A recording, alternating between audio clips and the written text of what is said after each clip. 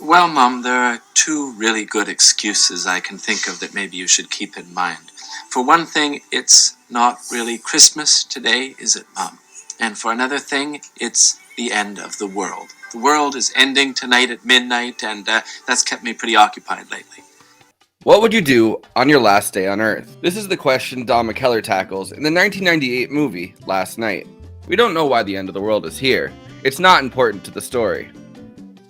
McKellar uses the series of interwoven stories to examine the root of human companionship and social interaction. Do we need companionship?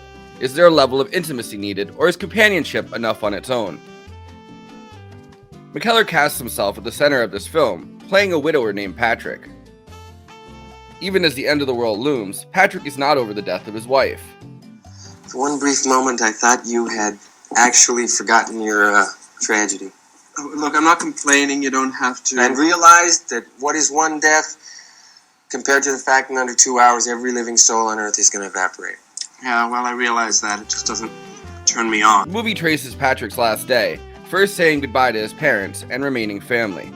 Dripping with nostalgia, Patrick's parents are determined to pretend that it's Christmas and look to recapture the togetherness and family ties of Patrick and his sister's youth by giving items from their attic as gifts. From when I was a kid, she's wrapping this old stuff up from the attic. It's like nostalgia. Patrick leaves his parents determined to spend the end of the world alone. But fate intervenes when a woman named Sandra, played by Sandra Oh, crosses his path. McKellar explores the levels of hedonism he believes would come with the end of the world, but this is largely backgrounded. The killing, stealing, and looting is chaotic background noise to reinforce questions about human connection and communication that he poses. I mean, we deserved better. I mean, even the little things, you know? Why do they always have to be shiny? Why couldn't they make a car with a nice matte finish? Well, there's something to be said for human companionship. Oh, come on. I like human beings as much as the next guy. Okay, no. In one of the funnier and more Canadian moments, Patrick's dad responds to the news of crowds looting and stealing by saying that the end of the world is a test of our values. People want to experience things, and we're all going to die anyway, so... That gives us all the more reason to be civil. Now more than ever, we should be courteous and respect each other's needs. It's a test of our values. And this is a very, very Canadian apocalypse movie. Fighting, swearing, and tearing asunder the monuments of civilization.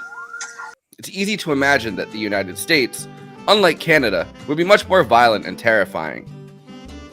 The disordered chaos in the streets largely seems car-related. Car thefts are increasingly common, and groups push over buses and cars just to see what will happen. The other side of this hedonism is embodied by Patrick's friend Craig, who decides to turn the last day into a sexual odyssey. His encounters are played for laughs, and largely feel hollow and empty. Redhead, black, Chinese, blind. Sandra is trying to get back to her husband, played by body horror legend David Cronenberg. Cronenberg is less known for his many acting roles, which he's taken to fund his large body of directorial work.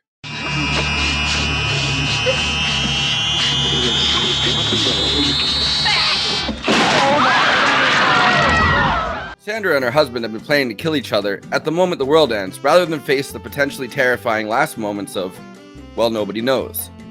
At 12 o'clock, I'm asking you to shoot me. Sandra is essentially stuck in a purgatory-like state, almost comically unable to make it home and unable to reach her husband on the phone. And I think this is what stops Last Night from being just another romantic comedy set in a tragic situation. The great mass of people, looting, stealing, and even killing outside, are still a great mass, spending this last day together. The dark night of the human soul is left touched, but mostly unexplored. The central thesis, an exploration of the film, revolves around the ways in which we seek out and sometimes push away companionship in the face of tragedy.